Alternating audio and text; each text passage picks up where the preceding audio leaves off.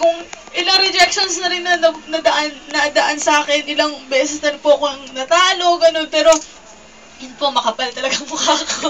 Pabalik-balik ilang season, ganun po. So, hindi po ako sumusuko agad kasi sabi ko parang may mangyayari. So, tiwala sa sarili at saka ginagawa ko po yun para sa pamilya ko. Yung akin lang po is, kung yung gusto ng, yung gustong gayahin ng mga kabataan sa akin, yung,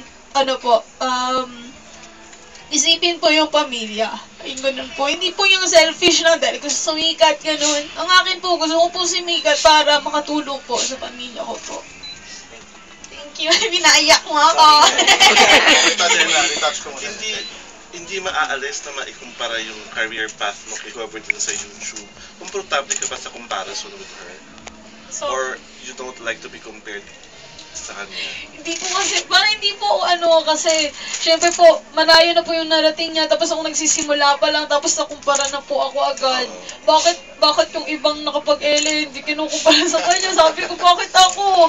Pero syempre po, nakakatuwa po kasi yung mga tao, kinukumpara po kay Charis, sabi ko, hindi ko naman sinabi na ikumpara niyo kay Charis, kayo po ang nag-isip niyan. So, salamat po. ganun pala yung mga peg ko. Yun po yung iniisip ko. So, nire-respeto ko lang po yung mga opinion nila kung ikukumpara po nila. Kung hindi ko po sila masisi. Kasi, yun nga po, nakapag-Ellen din po ako.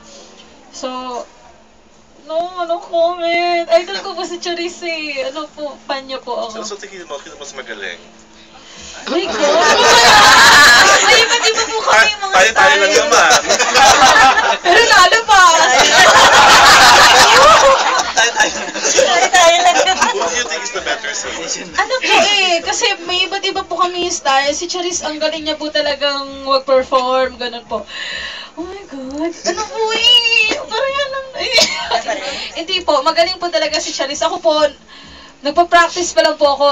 I mean, gusto ko pa po maging much better sa kung ano po ako ngayon. Pero hindi po dahil para, sa pawan or ganyan po. Yung sa akin na po is, gusto ko lang maging singer. Kasi po sa ginagawa, nagtatrabaho na po ako ngayon. Hindi ko po iniisip yung mga compare na yan. Kasi hindi naman po ako, wala po akong makukuha sa ganyan may career siya, nagtatrabaho na siya, ako din po nagtatrabaho. So, hindi po talaga mawala sa Pinoy yung pagkukumpara. Pero ako po, kung pwede po, iwas na lang po ako, ganun po. Pero given the opportunity, gusto mo bang maka-duet siya sa isang song? Oo!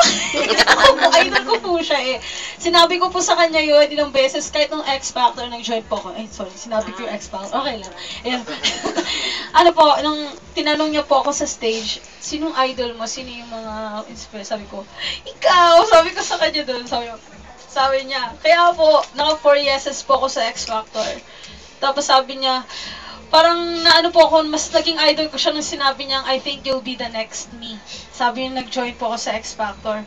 Tapos po nung nadala na po ako dito sa Manila po, nung hindi po ako napili, sige lang, gagawin ko pa rin yung sinabi ni Charis. Sabi ko, malay natin, diba? Mag-YouTube na lang ako. Kasi may hindi po akong gumawa ng mga video sa YouTube. Marami pong ginagawa doon.